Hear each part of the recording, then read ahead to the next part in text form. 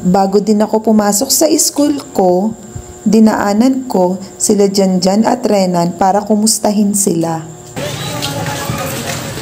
Hi, Kabulinang.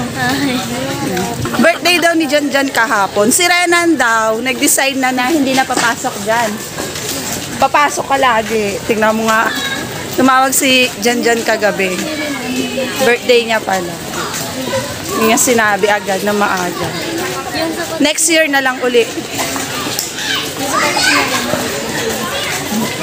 Nasa'yo? Guys, ito yung update. Yung sapatos daw ni Renan na binigay from barangay, si Bulinang na ang may gamit. Ayun o.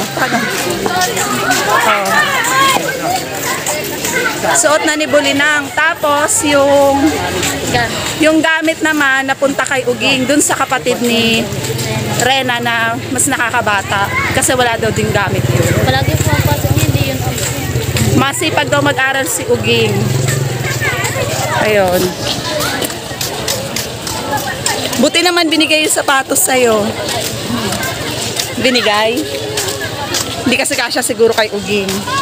Ay, malaki. Bye-bye. Ayun yung room nila, oh. Diyan, pasok ka na. Ando na, nakapasok na. Pasok ka na. Yung palda mo nakataas.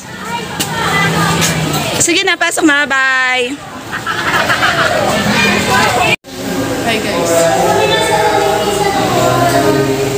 Dito na ako sa room, ang init, grabe. Hindi naman kalayuan yung school nila dyan dito sa akin.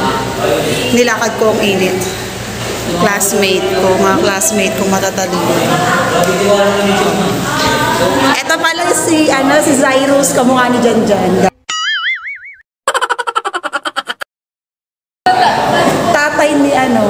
Tatay ni Janjan. Kita mo, kamukha siya ni Janjan. Pag nakikita ko siya, feeling ko kasama ko si Janjan. Ito pinakamadaldal kong katabi, si Micaela. Tapos yung yun, nasa likod yung pinakamahiyain daw yun. Gusto niya kasi magpa-fireworks sa kanya. Kumusta? Tapos yung ulam na paklase ka. Yes.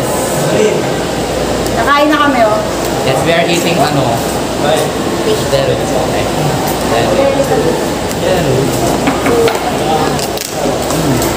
Sana hindi lasang sabon.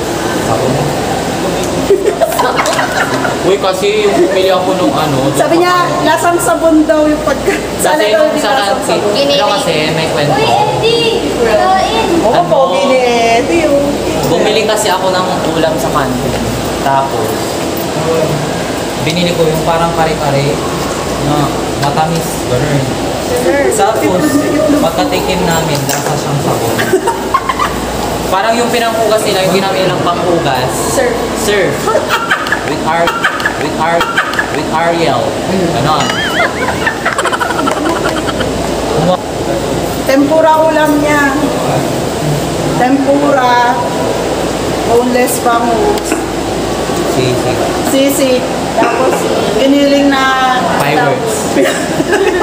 Giniling na fireworks. Natapon sa side. Dito kami nagla-lunch sa hallway kasi tinatamad na kaming bumaba. 3rd floor pa kasi tong room namin.